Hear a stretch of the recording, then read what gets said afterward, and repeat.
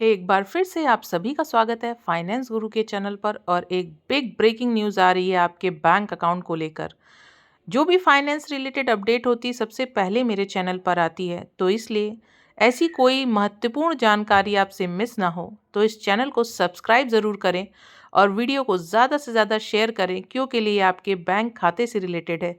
तो अपने सभी प्रियजनों को सतर्क करना ज़रूरी है। और फाइनेंस रिलेटेड अपडेट है तो लास्ट तक ज़रूर बने रहिएगा, अधूरी जानकारी मत लेके जाइएगा। भारतीय रिजर्व बैंक आरबीआई ने हाल ही में एक नई गाइडलाइन जारी की है जो उन ग्राहकों को प्रभावित कर सकती है जिनके पास एक से अधिक बैंक खाते हैं। इस गाइडलाइन का उद्देश्य बैंकिंग सिस्टम को सुरक्षित बनाना और संभावित धोखाधड़ी को रोकना है। आरबीआई ने यह कदम उठाया है ताकि संदिग्ध लेनदेन पर नज़र रखी जा सके और ग्राहकों को अपने वित्तीय व्यवहार के प्रति जागरूक किया जा सके।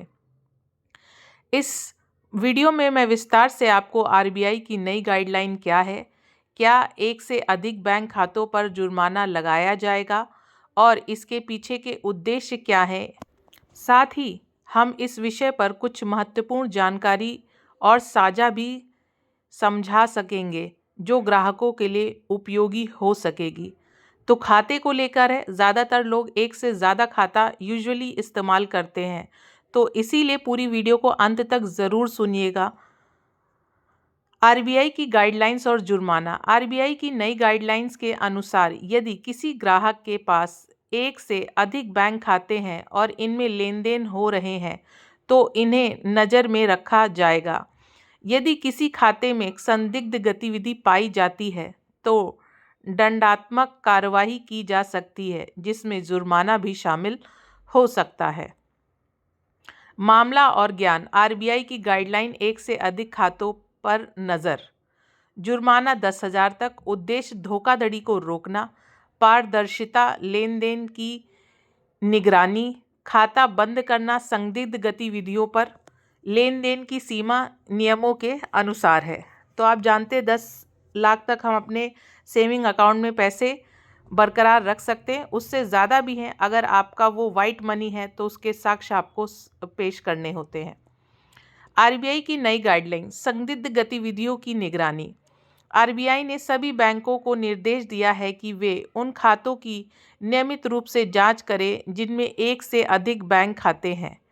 यदि किसी खाते में एक संदिग्ध गतिविधि पाई जाती है तो बैंक को इसकी रिपोर्ट तुरंत आरबीआई को देनी होगी। जुर्माना। यदि कोई ग्राहक अपने बैंक द्वारा तय की गई नियमों का पालन नहीं करता है तो उस पर 10,000 तक का जुर्माना लगाया जा सकता है।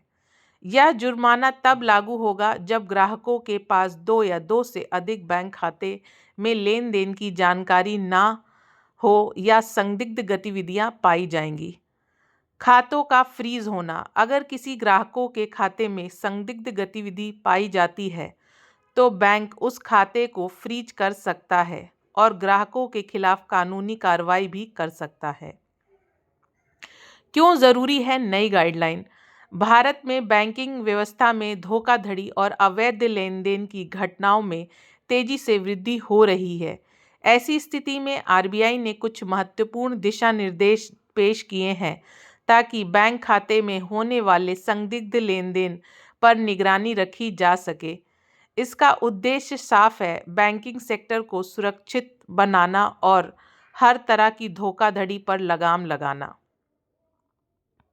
सही उपयोग। कई लोग अलग अलग उद्देश्य के लिए कई बैंक खातों का उपयोग करते हैं, जैसे कि वेतन खाता। एक खाता वेतन प्राप्त करने के लिए होता है, दूसरा आपका बचत खाता होता है जहां पे आप बचत या निवेश के लिए रखते हैं। यदि खाते का सही उपयोग किया जाता है तो कोई संदिग्ध गतिविधि नहीं होती है, तो आरबीआई की गाइडलाइन का पालन करते हुए कोई परेशानी नहीं होगी।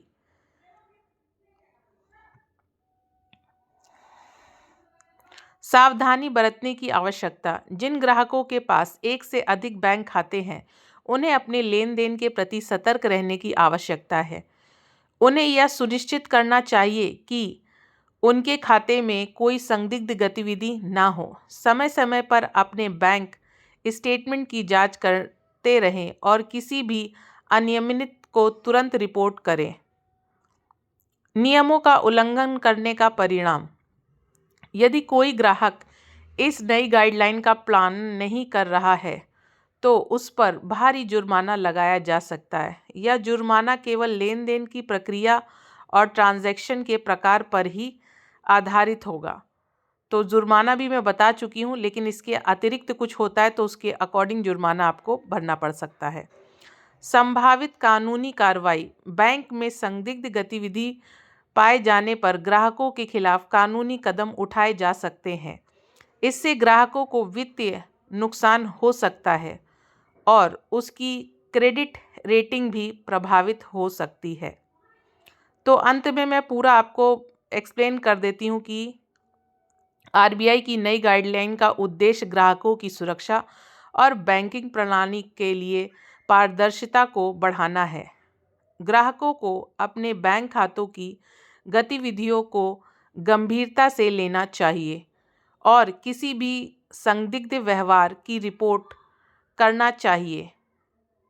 इस नए नियम के आने के बाद उम्मीद है कि बैंकिंग क्षेत्र में हो रहे फर्जीवाड़े और धोखाधड़ी के मामले में कमी आएगी और हर ग्राहक अपने बैंक खाते में प्रति जिम्मेदार बनेगा। तो चिंता की कोई बात नहीं है। ये चिंता सिर्फ उनके लिए है जो लोग गलत गतिविधियों में शामिल हैं, ना कि आम जनता। तो चिंता की बात नहीं, अगर आपके पास एक से अधिक खाते हैं, ये जो बदलाव हुए हैं या जो गाइडलाइंस आई हैं वो उनके ऊपर प्रभाव डालती है, क्योंकि आज के टाइम पे सारे ट्रांजैक्शन ऑनलाइन हो गए, डिजिटल हो गए और डिजिटल फ्रॉड भी उसी के साथ तेज़ी से बढ़ रहा है। तो उसी को नियंत्रित करने में कई बार होता क्या है कि हम लोग लापरवाह हो जाते हैं। बहुत सारे बैंक खाते होने के नाते हम ध्यान नहीं देते कि हमारे कौन से खाते में कौन से ट्रांजैक्शन आए या कहाँ क्या हो गया, और ऐसे में ऑनलाइन फ्रॉड होने के ज़्यादा चांसेस होते हैं कि, और ज़्यादातर ये भी होता है कि हम लोग व्हाट्सएप के ज़रिए जैसे कि सीनियर सिटीज़न होते हैं, उनके फ़ोन में इतने सारे ग्रुप्स होते हैं, उस पे कहीं ना कहीं लिंक आता है और उनको इतनी जानकारी नहीं होती फ़ोन की। अक्सर वो लिंक दबा के और कई सारे ऐसे वायरस या कई सारी ऐसी डिजिटल प्लेटफॉर्म के फ्रॉड की जो चीज़ें होती हैं वो डाउनलोड कर देते हैं, जिससे कि उनका पूरा का पूरा फ़ोन हैक हो जाता है और जिसकी वजह से उनके साथ कोई बड़ा नुकसान हो जाता है। इसीलिए सतर्क रहिए, सावधान रहिए। जो बदलाव किए जा रहे हैं वो आपकी सुरक्षा के लिए है, आपके खाते की सुरक्षा के लिए, आपके मेहनत के पैसों को बचाने के लिए है। तो इसमें थोड़ा भी आपको घबराने की ज़रूरत नहीं है। और जानकारी अच्छी लगी हो तो कमेंट ज़रूर करिएगा और ज़्यादा से ज़्यादा इस वीडियो को शेयर ज़रूर करिएगा, जिससे सभी को पता